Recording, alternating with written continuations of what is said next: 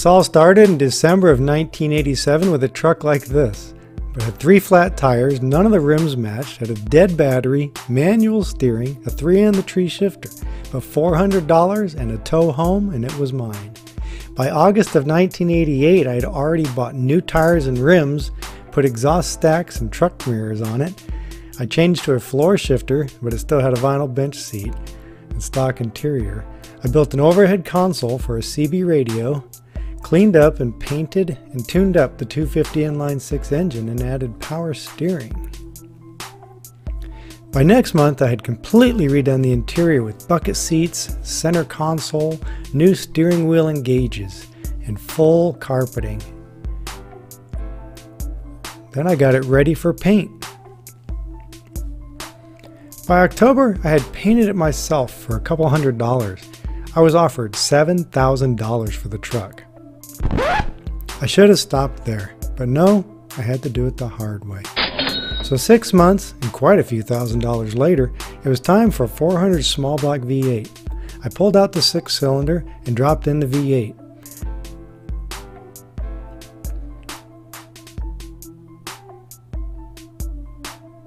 Then I added a hood scoop, and it started looking tough. Another 6 months, and I was on to the high-end stereo. Amplifiers from Orion, speakers from Infinity and Clarion, and a full digital dash. And that's me at 23 years old. A few months later, I'd added a tonneau cover, did more stereo work. Then I was off to California, and I drove all the way to the beach. By June, I had added power windows and a car phone. By November, more new speakers, Fosgate Punch Series. By January, the stereo was costing even more. Audio control epicenter, bass, and crossover custom installed. By March, I installed dual sunroofs and a cloth headliner. Well, that motor went, and here comes number 3. Another 460 over with forged pistons, bow tie camel hump heads, and a ceramic clutch. It was a beast. It lasted 50,000 miles and went through 30 or more bottles of nitrous. It shredded the Muncie M22 tranny to pieces. So I installed a TCI Street Fighter Turbo 350 and a B&M slap shifter. By December, I had completely redone the entire digital dash to a hideaway style. I handmade an LED bow tie rear brake light, and I was always taking cool night shots. And of course, I had my mud duck hood ornament.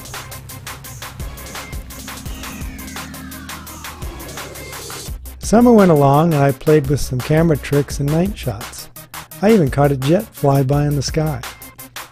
This was a very intimidating looking truck, almost like it came out of the movies.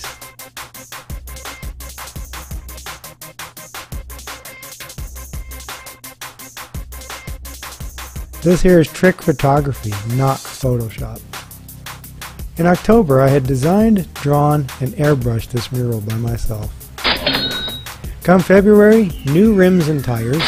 At this point, the truck was the fastest it ever was, 0 to 60 in 4.3 seconds, the quarter mile at 13.6 at 98. A year later, I had installed hydraulics, I built a joystick from an arcade game, a digital display, a system control board, and installed the joystick into the console. It was a blast around town and a crowd pleaser at stoplights.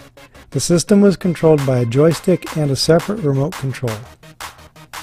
The truck was very popular. The system had 18 different functions. And I was chosen for an article in the local newspaper. By February 1995, the truck was dirty from doing construction. I had a major idea, a 4x4 conversion.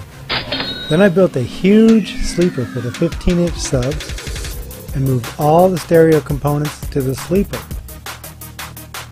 It was a very high-end system, 820 watts, clean high power, and we won lots of trophies.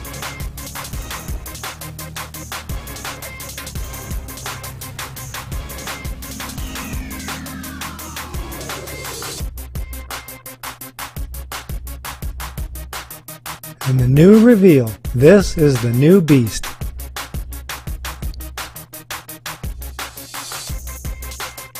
We took it to a Monster Truck Tough Truck event. Every eye was on it. Time went on and my best engine threw a rod. I found engine number 4. A used Buick 425 and swapped it in.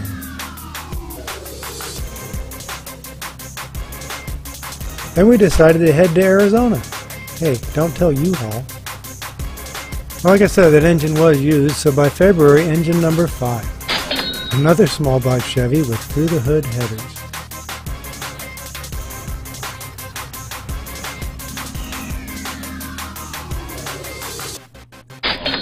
A new Turbo 400 transmission with a full manual valve body, and I always kept this truck so clean.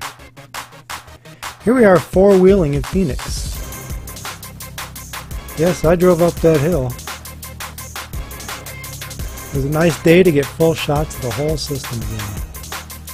And now we're going back to Colorado. Like I said, don't tell U-Haul. So here we are on top of Pikes Peak. And guess what? A broken crankshaft. So here we go with engine number 6. A 350 Chevy with 4-bolt mains. And we're still using NOS. By now, it was time for some new paint. Yeah, very deep black.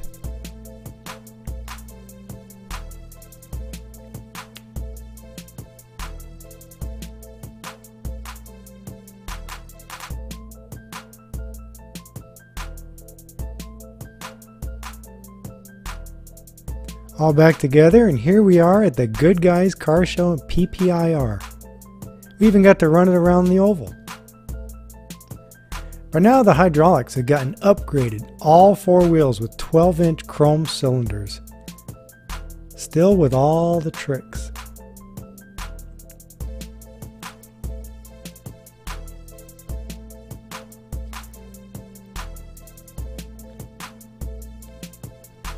Suspension had a lot of flex, 48 inches of articulation. It was amazing off-road.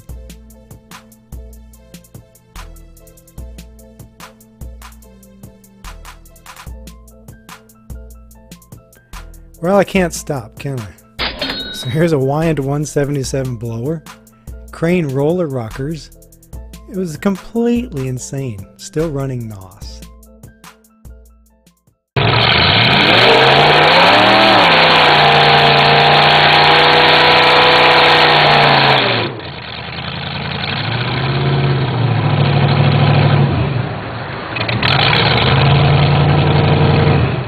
The video camera had bad lighting and wasn't able to capture the flames coming through the hood. By this point, the entire truck was in pristine shape. Had a wicked 350 blower motor, custom hydraulic suspension, had 36 inches of front articulation and 48 inches of rear articulation. Custom link in the rear kept the axle perfectly straight. Had a hydraulic steering with an orbital steering valve. Yes, I even built a mini model of the truck, even the interior. Lots of little detail went into this toy. Down to the engine compartment.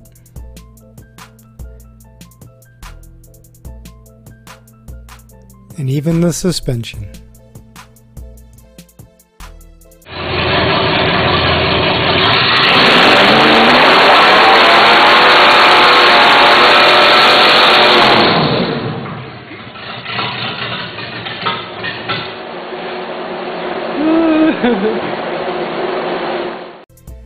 Well, I tried to blow up engine number 6 since it was getting tired. I had to make room for a 383 stroker with a 510 cam and gear drive. Then I made it neon green, so I called it the Alien. So I had to clean up the engine bay, and you know, sometimes you just get a wild hair. So I went neon and added black lights all around the truck. These new chrome exhaust tips, this engine bay just looks so good. I got an aluminum radiator, added electric fans. Well, I guess 510 lift was too much. The cam broke and destroyed the block. So, on to Alien number 2. Just as bad as it was before, but a little bit less cam. This engine blew some mean flames.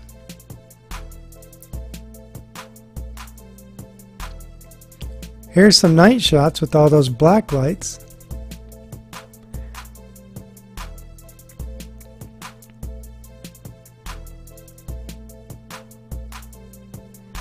That was my truck's website. It's no longer valid. Even the hydraulics compartment looked like outer space. Remember that wild hair under the hood? All the stars and moons? So much electronics, this truck needed an onboard charger.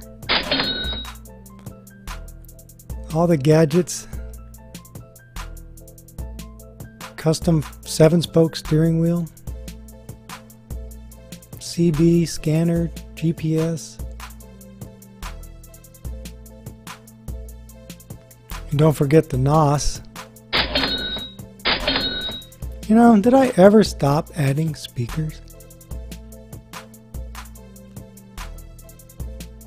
Or black lights? Well, time went on, and it was time to trick out the bed.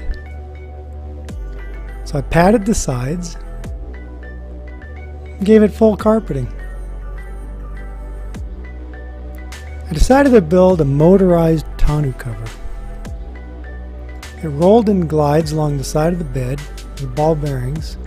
I had a motorized shaft to roll up the tarp. It's a gear reduction motor, custom brackets and pulleys for the cables. The tarp will roll up on the drum. I built this little electronic box. Those were the brains for the system that tied into my remote control. And there's the tarp closed. Halfway open. And then fully open. I lost the video I had of it in motion. Then I went to build a TV tray with a motor screw, linear bearings,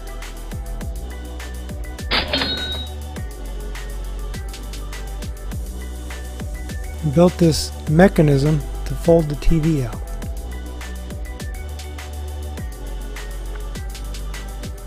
TV would fold down flat and motor underneath the sleeper. The bed was all tricked out with a 17-inch flat screen and a DVD player.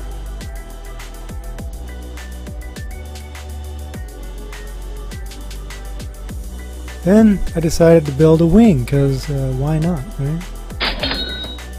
6061 aluminum, custom mounts. Here's some nice shots of the truck. Pikes Peak in the background.